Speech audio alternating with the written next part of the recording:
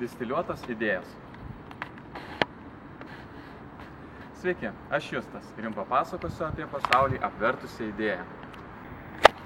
Distiliuotos idėjas tai mokiniams nuo 13 metų skirtus filmukų konkursas, skatinantis ne tik domėtis mokslu, bet ir jį populiarinti. Norime, kad šią išmintimi pasidalintumėte su broliu ir sese, mama ir tėčiu, seneliu ir senele, o galiausiai, atsiprašau, klausau?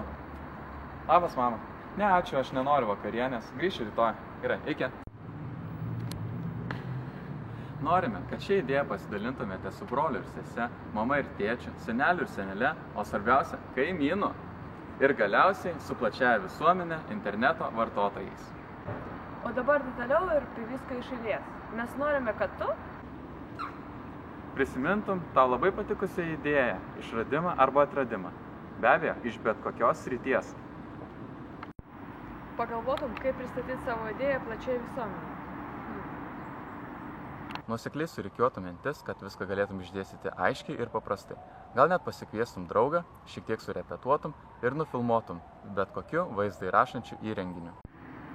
Būtum originalus, kūrybingas, spalvotas, kampuotas ir visaip kitaip netikėtas. Pamiršau žodį aštrus. Pasistengtum kalbėti aiškiai ir taisyklingai, nes tavo kalbos mokytoja gali girdėti. Naudotum pakankamai aukštos vaizdo kamerą.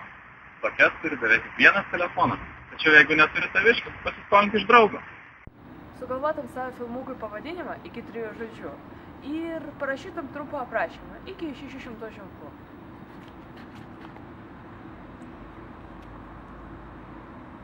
Filmuką kartu su pavadinimu ir aprašymu atsiųstum mums į distiliuotos.idėjos@tyrėjunaktis.lt.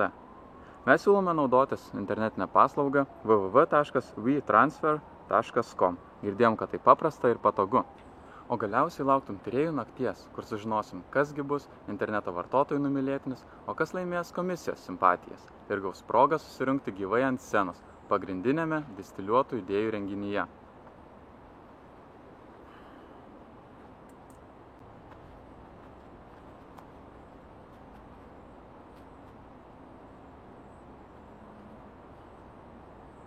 Ir jūsų filmukas turi būti neilgesnis negu 13 kvadratų lygu 169 sekundės.